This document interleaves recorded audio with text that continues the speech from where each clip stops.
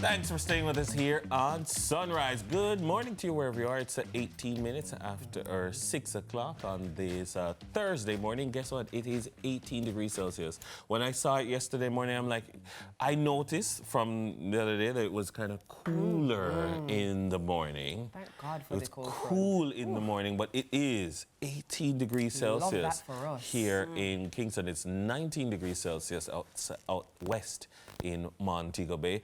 Perfect temperature for the ever-cool Tony K. Dawkins. Good morning, Teeks. Good morning. Good morning. Lots, it was a little challenging to get out of bed this morning with that cool, nice weather. I loved it. Let's hope it stays with us for a little bit. Apparently, we're going to have it until the weekend, and then it's over. Then we're back to feeling like summer in spring. Sorry. What you got for But us we're going this to enjoy morning? it while it lasts. Let's see what's happening in the headlines. First up, Jamaica on track to generate 50% of electricity from renewables by 2030. According to Energy Minister Darrell Vaz, Jamaica is on course to meet its goal of generating 50% of its electricity from renewable sources by 2030, as mentioned. Speaking earlier this week, Vaz highlighted the progress of wind and solar farm projects expected to come online by 2027, along with the expansion of renewable energy initiatives set to begin this year. The reassurance follows criticism of the government's energy policy, with opposition spokesman Julian Robinson accusing the administration of failing to take action on renewable energy, leading to high electricity prices, which now exceed US 40 cents per kilowatt hour. In response, Minister Vaz dismissed the criticisms as disingenuous and misleading, explaining that the rise in electricity prices was due to global factors like fossil fuel volatility and geopolitical issues, not a lack of renewable energy deployment. Well, I think maybe what he's suggesting is that if we shifted further towards renewables, then you wouldn't have as much of a reliance on the fossil fuels market. But there are a number of factors that influence our movement in the direction of renewables. It's not just, oh, we should do renewables and it just happens. You know, renewables are very expensive. They pay for themselves in the long run, but they are very expensive. The implementation. But I mean, when we look at like Wigton and other wind farms, you know, phase 1 and phase 2 of Wigton, there's potential. And I would hope that we would move further and more aggressively, more bullishly. I think that government can come up with a lot of innovative ways to incentivize people moving in the direction of renewables like solar. But if you notice, the funding agencies have been doing a lot of creative facilities to encourage people to say, hey, you know, take your house off of the grid. And I think more and more people are moving in that direction as it becomes more affordable to do so. What's interesting is I agree 100% with what you're saying, because individuals may want to, you know, come off of the grid and do their own thing, but the initial cost is really expensive. So what I do appreciate is that the government is taking the initiative to say, okay, we can invest in renewable sources of energy that we can then provide to you as a citizen and as a consumer that can be less expensive for you, because obviously a part of the whole thing is to make sure people have an excellent quality of life. Exactly. Right? So this directly impacts the quality of life that people have, and it directly impacts what fork out of their pocket. So it's nice to say that the plans are not only underway, but we have a timeline in terms of when things will be, what was it, 2030? Yeah, well, in line with the Vision 2030 goals. And 50% is actually a proper chunk. Yeah, 50% is huge, and I didn't think we were going to make it. I didn't think it was possible to make it. The minister says we're on track. Let's see how that plays out. I am cautiously optimistic about the possibilities. You're hopeful. Here's what I'm also curious about, though. What I'm curious about is if we do attain the goal of being 50% renewable energy by 2030, what does that mean then for the people who are using the energy supply solely from JPS and their costs? Because now you'll have less people on the grid. On that grid, and what does it mean for the cost for them to make their bottom line, meet their bottom line. So I'm interested to see what's negotiated. Yeah. But I also do like the moves, for instance, by JPS to move into the direction of renewables as well, so yes. that they're relying less on crude. Correct. In order to supply, and in that making the provision of energy more efficient and cost effective. Which I know will benefit a lot of not just people, but businesses, industries. For sure. It will be amazing. So And I always say we have no reason not to. We have so much available to us between sun, wind, and we obviously water. Water is trickier because apparently hydro is difficult. to desalinate the water is just, if we thought solar was expensive, apparently if you take out the salt out of the water, we're all going to have to be forking out. So, but between the sun and the wind, we have options. All right, well, let's hope. I'm looking forward to that. I could do with some lower bills. All right, so next up, Victoria Jubilee neonatal nurses receive advanced training.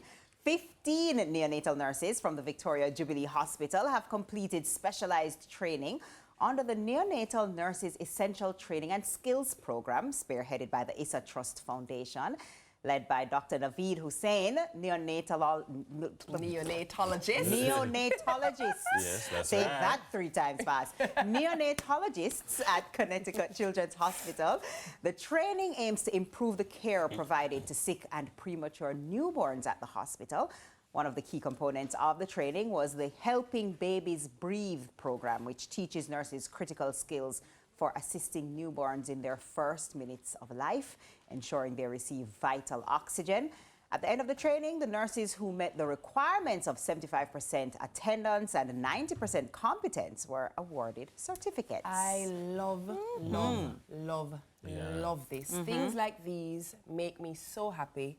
Things like these make me so proud that we're moving in a particular direction. Let me tell you why. So my mother was a nurse, my mother was a midwife. And one of the things that she would often speak about, and I'm obviously, my mom passed 23 years ago, so I'm talking ages ago, was the lack of provision to save premature babies, the lack of provision for babies who were born with any struggles and needs. And obviously, as a midwife, you're very privy to it. The baby comes straight into your hands and there's a need, and often that need wasn't able to be met.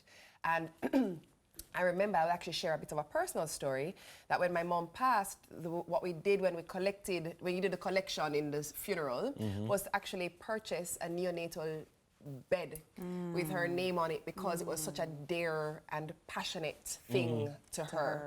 And so when I see this, I'm like, I literally say, yes, we are moving in the right direction. I love this for the nurses who got trained. I love this for Jubilee, because it also means access for persons who don't have to fork out $1. And I think this is a fantastic move, and I want us to continue to do this and do it in each space where there is a neonatal unit. This is fantastic. It is. Capacity building is so critical, and I think you're not going to see it. I mean, this is the announcement, but as the new training begins to play itself out, That's right. in the everyday ways in which these nurses are better, there's going to be a parent here, they're a mother, a father who is going to have the joy of having their child. Those first few minutes of life, Listen, man. it's like you feel like your heart in your throat. That, you know, those first few minutes. So, I mean, and big up to all the people who work with neonates. It is very difficult. I've interviewed people who they go through heartbreak when they lose a neonate. You know, and so, I mean, just kudos to them and grateful for the training. And then when they can come back and the next 15 ready again. Yeah, right. Let's keep it going. Let's keep training more. Let's keep it Let's going. keep training more. Love it. Happy Love for it. us. Love it. Love it. Love it. Love that. Last up, we're going to go to sports now. FIFA lifts funding restrictions on Jamaica Football Federation. The Jamaica Football Federation, the JFF, has officially announced that FIFA has removed its restrictions on funding, a decision that marks a significant milestone for the federation after years of financial and governance challenges. In 2020, FIFA placed the JFF on restricted funding due to concerns over the federation's governance and financial practices. This resulted in the JFF receiving limited financial support, disbursed in smaller incremental amounts. To meet FIFA's criteria for the lifting of the restrictions, the JFF was required to ensure that its financial records were transparent and that audited statements were delivered on time. FIFA's head of Member Association Finance Services, Christoph Suppiger, confirmed that a recent audit of the JFF showed substantial improvements, and with the removal of the funding restrictions, the JFF is expected to have greater access to FIFA's financial resources, a move that is expected to positively impact Jamaican football moving forward. Hear, hear. And let me just say, the introduction of accountant Dennis Chung yes, to the leadership and management of JFF, I think has really done good as General Secretary or whatever other posts that he has held in terms of bringing things in alignment with global best practice. I think he has done an excellent job. Absolutely. I mean, the business side of the football is really where some of the technical issues manifest, because some of the times if you listen or you read interviews from players, especially maybe long after they're stopped playing, that's when they begin to tell you, I hated going on international break. We're on international break right now, because the management of football in certain countries is so poor, and if they would just get the management right, then the talent would have an opportunity to shine through. And so it's good that we're getting the management right so that we can access the funding that we need. Because if you're not, then they, as I'm saying, they have to disperse the money liquor, because you weren't managing the money well. Before, So yeah. On the back of that, yes, absolute kudos to Dennis Chung. Also kudos to President Ricketts. Obviously, they are together. They're doing something that is necessary, because for FIFA, which again, remember, this is an international organization we're talking about that oversees many countries that participate in football globally. So for FIFA to say, nod of approval, something correct is happening, we can lift these restrictions, it means that we're doing the right thing. So kudos to them. Headed in the right direction for all of my headlines. You see what I did for you this morning? You see? You see that then? Headed in the right direction. All right, it's time for us to take a break, but when we return, Carlton will be in studio for another Money Masterclass brought to you by JN Bank. So please stay tuned. There is much more Sunrise right after this.